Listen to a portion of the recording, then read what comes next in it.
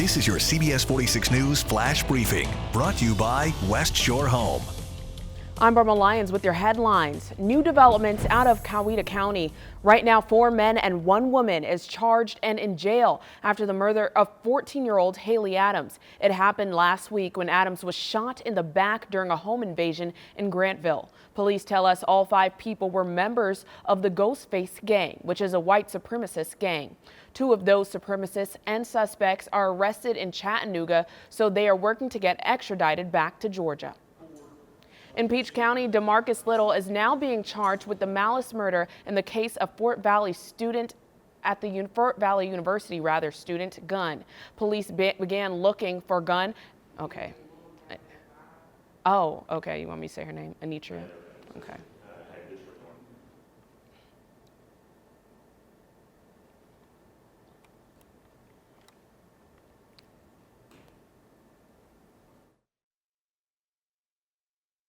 This is your CBS 46 News Flash Briefing, brought to you by West Shore Home. I'm Barbara Lyons with your headlines. New developments out of Coweta County.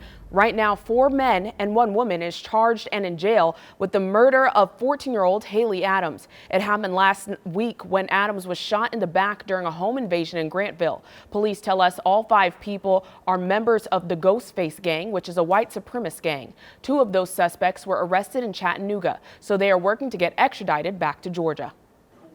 And in Peach County, DeMarcus Little is now being charged with malice murder in the case of Fort Valley University student Anitra Gunn.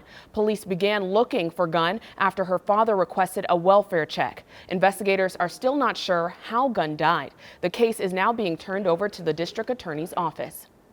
Happening tonight is the funeral of 6-year-old Faye Swetlick, who was killed in South Carolina.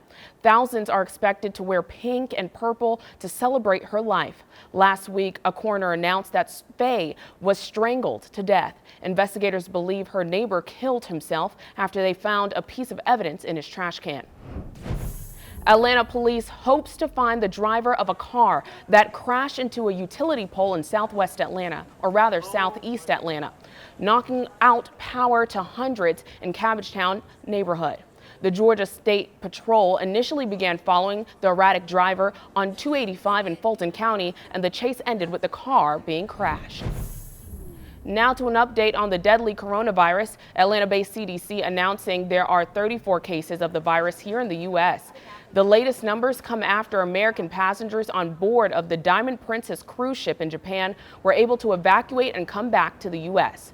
The total number of infected worldwide stands at over 76,000, and at least 2,000 people have died, mainly in China. You can stay up to date with the latest on the coronavirus with our free CBS 46 app. Download it now from our Google or Apple App Store.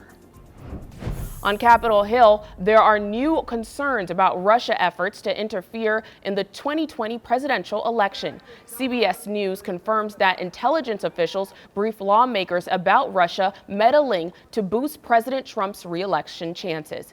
In a tweet, the president called this another misinformation campaign by the Democrats. I just see it again. I was told that was happening. I was told a week ago, they said, you know, they're trying to start a rumor. It's disinformation.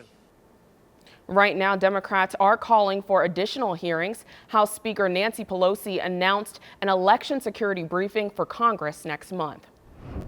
Today is legendary civil rights leader Representative John Lewis' 80th birthday. The Democrat who represents Georgia's 5th congressional district is serving his 17th term in Congress.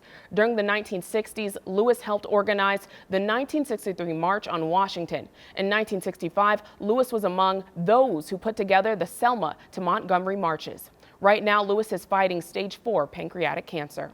I'm Barbara Lyons with your CBS 46 News Flash Briefing. It is going to be the coldest night in over a month with morning lows in the 20s. So bundle up for your Friday night plans. Tomorrow, sunshine through the entire day. Not a cloud in the sky, and it will be warmer in the afternoon with high temperatures in the mid-50s. We will hold on to the 50s on Sunday, but we will see increasing clouds. The good news is it will be dry through the end of the weekend. Rain returns on Monday, only lasts through Tuesday, and next week is looking much drier than this week.